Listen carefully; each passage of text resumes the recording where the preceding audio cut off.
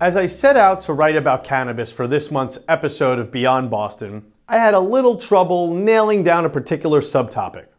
As anyone who knows me personally, or even just who follows me on social media is well aware, I'm not simply an occasional consumer, but rather someone who has spent a good deal of my life, as well as my career, trying to educate people about weed in its innumerable glorious formations. At 38 years old, I've been smoking, eating, and ingesting trees in many forms for a quarter of a century. If that sounds like a long time to you, just imagine having to face legal and professional consequences for the nature of your harmless routine. As a white guy, I never had it too bad. I was ticketed and messed with by police a couple times for smoking on the street as a young punk in New York City. But those negative experiences were nothing in comparison to the extreme toll I have seen the war on drugs take on families of color. In my years of writing about social justice and on some occasions mass incarceration, the absurdity of penalties exacted on the backs of black and brown folks for the same activities that white suburbanites get barely spanked for has been a recurring theme. Which brings me to the first note that I always like to hit when riffing on the leaf in any capacity. If we're talking about cannabis, we should be acknowledging the decades of intolerance and straight-up racism against targeted vulnerable populations. I don't want to spin too negatively, though. And luckily I don't have to, since we live in Massachusetts, where there's hope on the horizon. As you're likely well aware, the ballot measure passed last year by voters led us to finally getting a roadmap to recreational cannabis. That's in addition to the decriminalized status and medical dispensary system that we already enjoy. All of which together means we're headed in the right direction, far away from the archaic taboo nightmare of merely a couple years ago. A lot of people like me who were serious participants in the wide world of underground weed before all of this tend to be a little bitter. I get it, I really do, because I can also remember when some of the former prohibitionists who are now asking for investment tips and advice about which dispensaries to visit were still making stoner jokes and drug testing their employees. Still, despite some hollow threats from bigots in the Trump administration in DC, which we'll address on this show, we're moving in a positive direction, which is sadly more than I can say about a lot of other issues. I'll finish with a short vignette about a job I had doing administrative work just after college. My boss was somewhat cool, but had a bag of chips with guacamole on his shoulder about people who got stoned. And so on my last day of working there, after 2 years of hustling 60 plus hours a week as his most trusted assistant, I took great pride in telling him that I had smoked every morning before coming in and typically during lunch breaks as well. Sorry if I wandered there a bit, but I was high when I wrote this. And right now too, if I'm being honest. And guess what? It doesn't matter. Not one bit, because we're going to have an incredible show. That's right, an entire cable access show about cannabis around this region. And there's nothing criminal about it. What we're doing isn't even controversial. Wow. It must be 2018.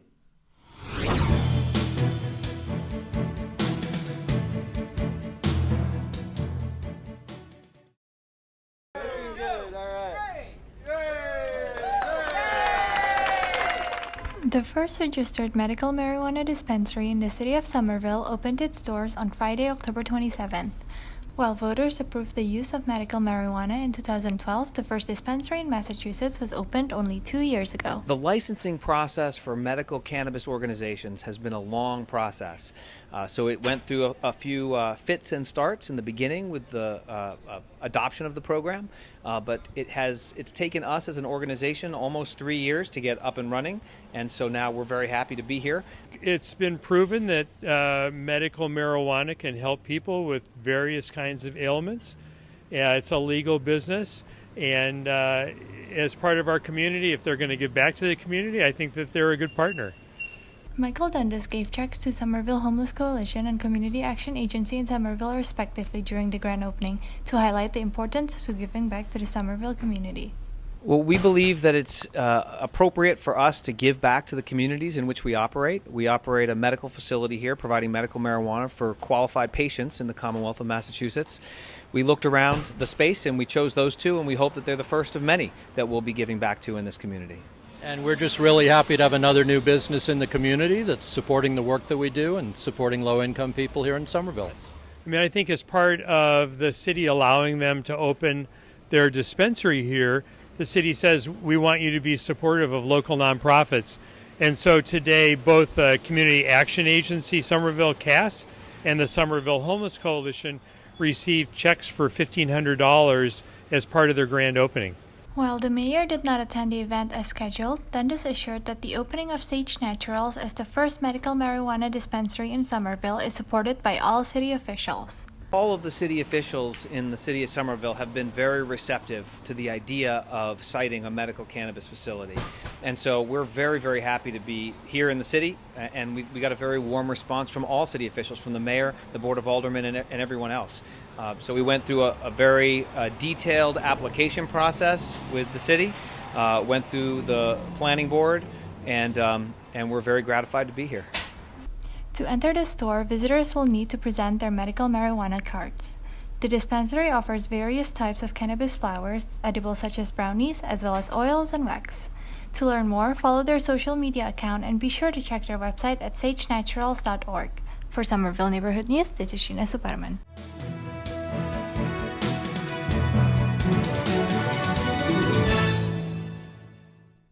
Thanks for joining us. Here with our in-studio guest this week, Meg Sanders from Revolutionary Clinics in Somerville. Thanks for joining us. Thank you for having me. Great. So, welcome to town and all that stuff. Thank you. We're very grateful to be open and serving patients in Somerville. Yeah. So, we're going to get to all the local stuff, but I wanted you to come on because you have a bigger perspective.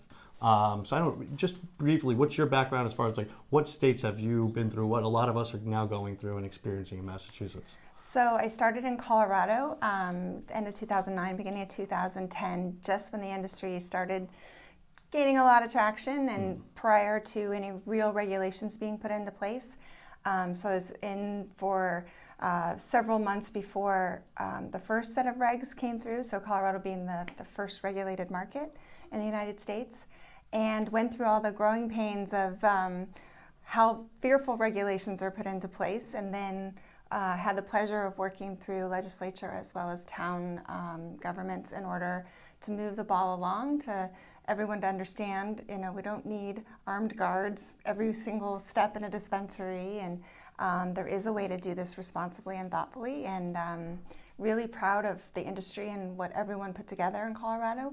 Then went through that lovely vote as far as having our Amendment 64, which was adult use cannabis approved by the voters overwhelmingly. And then went through a very fast process, similar to what the CCC is doing here in getting rules and regs recommended for the legislature to approve, and had the pleasure of serving on the governor's task force appointed by Governor Hickenlooper, only industry rep on the task force. And we cranked through a lot of information in a very short time frame, so I can really relate to what everyone's trying to get their arms around here, and then saw it implemented and saw the world really open up for Colorado when that happened. Literally, the second, I wish I could just be more, it was literally the second that adult use passed, then the entire landscape changed, from the resume quality that we started getting, the investors that were open to us now, and it legitimized everything that we'd been fighting for, not just industry side, but activism, patients, everything that everyone in Colorado had been working so hard to do, to put together a really thoughtful program. And still super proud of what we've done. Of course, we've made little mistakes here and there, but overall, it's remarkable to me what we did. Where were you able, every here it's I know there's a lot of looking at Colorado and looking at other examples, especially the first round of Colorado. Where did you look? Where, were you pulling the stuff out of the air? And also, how did you activist interest, industry interest, and government interest? So I would say the task force was a good blend of people. There were some voices missing, and that was obvious as we went through the process. Patient voices. There was some advocacy there still. We had several people that had done a lot of work as far as just making sure we keep moving forward in legislation and not backwards in prohibition. But I think the key is, try to understand where each stakeholder is coming from as much as possible. But also, this is a step. Just because we come up with this first set doesn't mean you can't amend as you mature. And I think the key, and this is what I think we feel like nationwide, and we do a lot of work nationwide, but what we feel like in this space is, let's just take that first step. Right. And know that we might need to improve on it, and keep improving, and keep opening it up, and keep regulations that make sense and get rid of ones that don't. And we've seen this everywhere. I mean, we've had the pleasure of working in many, many states, Arkansas, Illinois, California, Nevada, and it's just fascinating to see that the conversations just get easier. They really do. And once this is implemented here in Massachusetts, there'll be many conversations that fall off the table forever, thank goodness, and then more thoughtful and helpful conversations to businesses, to communities, those kinds of things. And it's hard to be in this space and not understand what you have to bring to the table, and you have to be the best corporate steward on the planet. You really do when you're working with this plant right now. And you have to honor what patients need, recognize that you didn't start this, advocates started this millennia ago, right? I mean, they've been working for this plant for so long, and how do you keep all of that honored in the mix? And it's important to do. So I have to ask, how does Massachusetts stack up? I mean, I know there's a lot of there's been a lot of big talk. You know, we want to set the course in this, and of course, as far as being on the East Coast, we're rather unique. And also, what is the impact, the potential impact of Massachusetts doing things right, certain things maybe not so right? I know people are looking at us. I know you have experience in Connecticut. Certainly, people around New England at the very least. So, how are we shaping up? I would say overall, I'm thrilled with the fact that there's been an honoring and recognition of a longstanding cannabis tradition here in the state. And to be able to grow your own plants at home, I think, is a remarkable thing, and with so many states that don't allow that at all. And also the fear around that, it's a really difficult plant. It can be a really difficult plant. And so just because people can doesn't mean they will. So you need other options, right? You need, for people that want to garden and grow their own, that's phenomenal. But people that don't have time to do so, to have that option of adult use available is enormous. I think the other thing to consider are there are patients out there that don't want to go through the process, maybe don't have the financial backing to go through the process of getting their card, maybe are fearful of having their name on a list. Maybe feel that their condition doesn't necessarily qualify. This is what we've seen in Colorado. It's this a different approach to wellness, being able to walk in as a 21-year-old adult and older and purchase medicine that is a wellness product. So maybe it helps you sleep, or maybe it relaxes you at the end of the day, and you're trading that in for your bourbon or whatever at the end of the day. And that to me is remarkable. It's changed the conversation about how this plant helps a lot of people that are very seriously ill, chronically ill, but it also helps adults in lots of different ways. So I can't let you go without asking about, I know you've obviously, the barkings of Attorney General Jeff Sessions that have been happening the past couple of weeks, that's what we're thinking about now, but you know, it's not the first time threats have come from the federal government, regardless of who's in the White House. So as someone with experience in this realm, I know a lot of people are freaking out. Some people are saying, no, it doesn't matter at all. Is it somewhere in the middle? Is there a way to prepare, and or just kind of roll with the punches day by day? If you're involved with a plant that's federally illegal, you have to be able to roll with it. And there's way too much going on, not just here in Massachusetts, but nationwide, that shows that the tide has turned. Voters are going to speak loudly at the polls, I believe, and they're going to continue to speak loudly at the polls about this issue. And if you're a elected official, I don't know how you ignore constituents. I mean, it doesn't generally go together. With regards to Sessions' move, it's disappointing, but at the same time, it always creates opportunity for better conversations. And already seeing the bipartisan support backing up the states' rights to do what they need to do in this space is enormous. And I am thrilled to see conservatives and liberals in Washington, D.C. standing up together, saying this isn't okay and we're not going to allow this. And that's what's needed.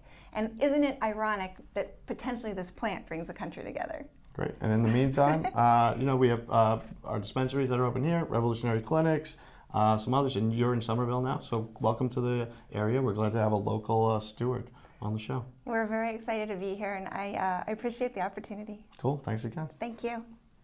The Kush Groove Shop, located in the Mission Hill neighborhood of Boston, serves as a store dedicated to the cannabis lifestyle through clothing and smoking essentials. Co-founder Mike Pyers had a vision early on, and with proper arrangement, the business has been successful thus far.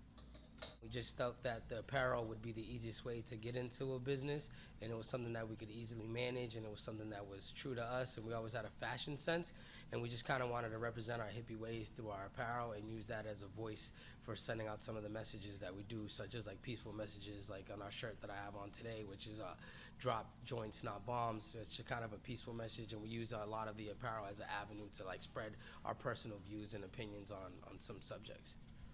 Building rapport goes a long way in any business, and the Kush Groove Shop is no exception.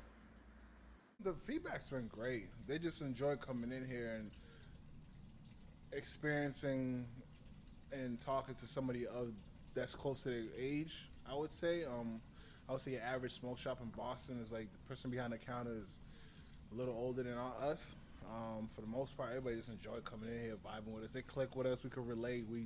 I graduated college within the last 10, 15 years, and I know some of them are going through classes and stuff, so we could relate to them and give them feedback and things not to do and things to do and stuff, so it's been great.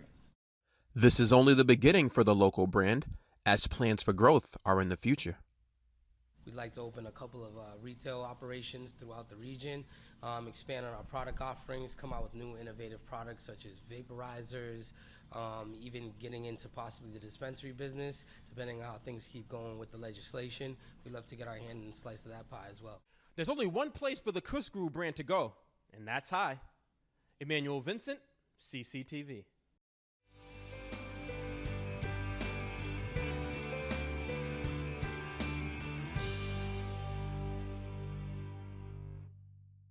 My name is Shalene Title. I'm a Malden resident, and I'm a commissioner with the Cannabis Control Commission, which is the independent agency that is tasked with implementing the state's cannabis law.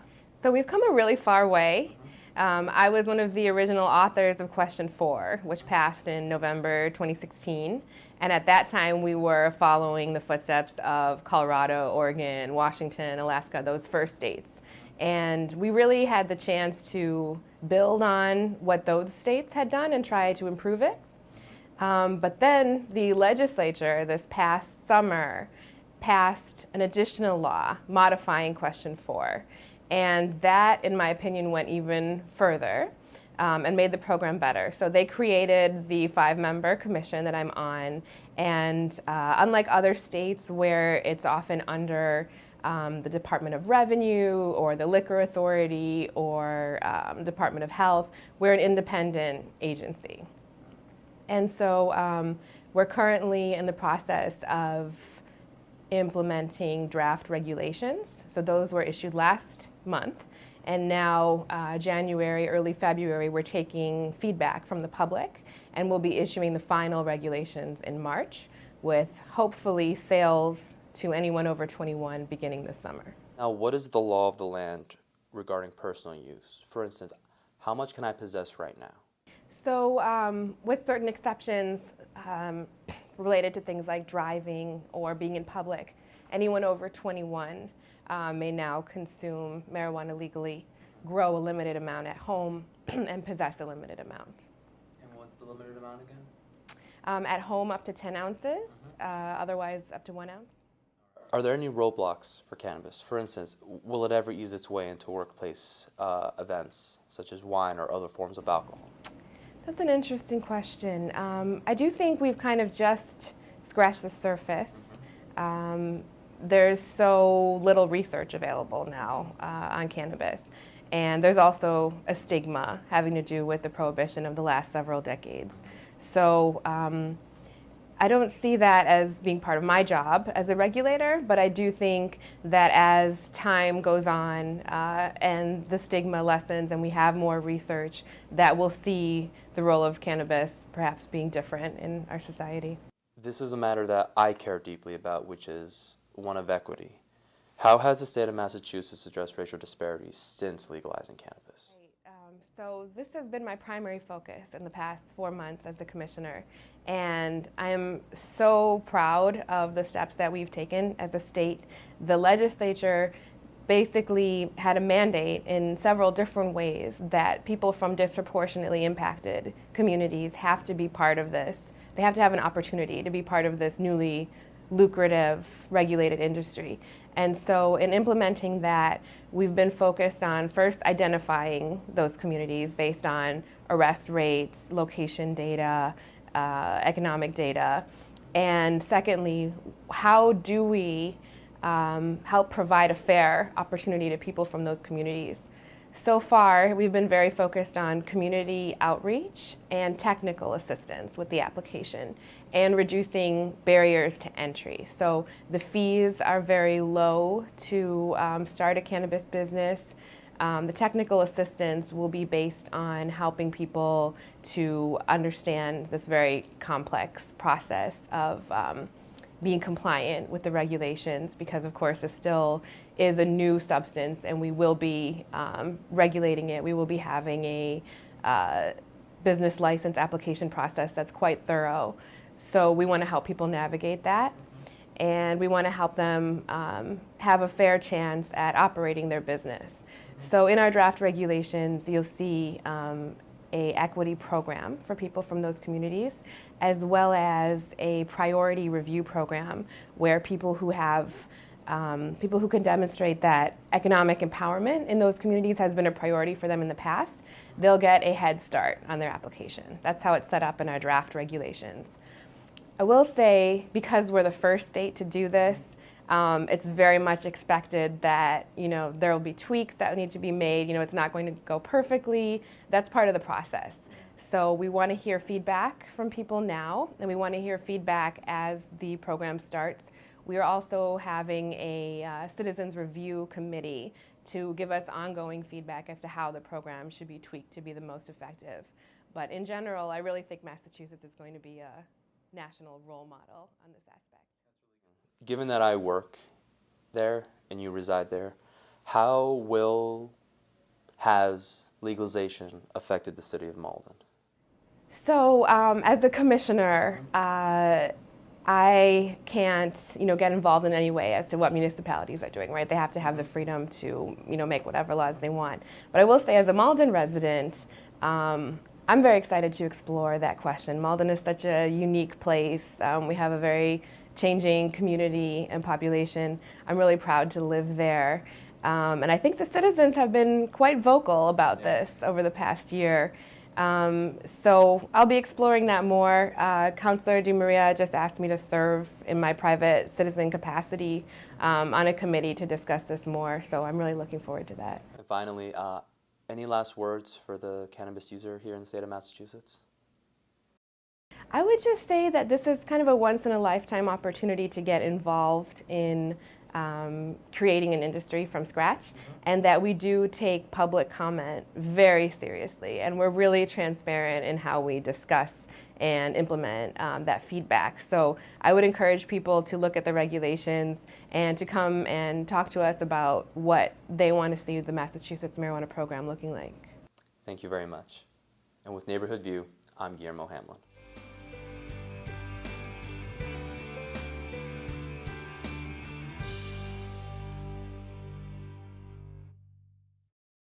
This month, a word about medical marijuana. With recreational marijuana having been legalized by statewide referendum in Massachusetts and sales slated to begin this year, it's worth remembering that public support for the reform was strengthened by the legalization of cannabis for medical use over the last few years. Now that state-regulated cannabis is slated to be widely available for, fun, it's only natural that legalization advocates will likely back off many of the truth claims they made for the medical efficacy of pot. The same thing happened during Prohibition, when the American Medical Association fought for the right of doctors to prescribe booze as medicine for 27 different conditions, including snakebite, despite the fact that they had issued a paper right before passage of the constitutional amendment that made alcohol illegal that said that alcohol wasn't really useful for any condition. Basically, doctors wanted to drink and had friends that wanted to drink, so they came up with the medical exemption. And they were each able to write up to 100 legal prescriptions a month for alcohol until Prohibition ended in 1933. When that happened, the practice of considering booze to be medicine faded away almost immediately. So it will go with medical marijuana in the Commonwealth now, and I think that's for the best. According to a number of articles in the blog Science-Based Medicine, which is written by doctors and medical researchers who are generally pro-cannabis legalization, marijuana is not as harmful as alcohol or opiates, both of which remain legal in many situations, but neither is it perfectly safe or a panacea for all humanity's ills. Clearly, and marijuana advocates have long said this themselves, cannabis was not properly studied for many medical or industrial uses for decades because it was generally illegal for scientific researchers to work with it. Now that it's not in a growing number of states, and assuming the Trump administration doesn't clamp down on those states, proper studies can begin in earnest. Until more medical studies are done, I'd recommend erring on the side of caution when using marijuana to treat various ailments. Wait until pharmaceutical researchers have a better idea of what specific compounds in cannabis are useful for what conditions and what dosages and delivery mechanisms are appropriate. Steer clear of random people that push marijuana as some kind of magic cure-all, because there is no such thing. And pay careful attention to accredited medical and scientific journals for news of conditions that evidence shows can be successfully treated or at least ameliorated by judicious use of pharma-grade cannabis products. Otherwise, smoke them if you got them, within state boundaries, in moderation, outdoors, in private spaces or in designated smoking areas, or consider smokeless edibles. But please, don't toke and drive. For Beyond Boston, I'm Jason Pramas.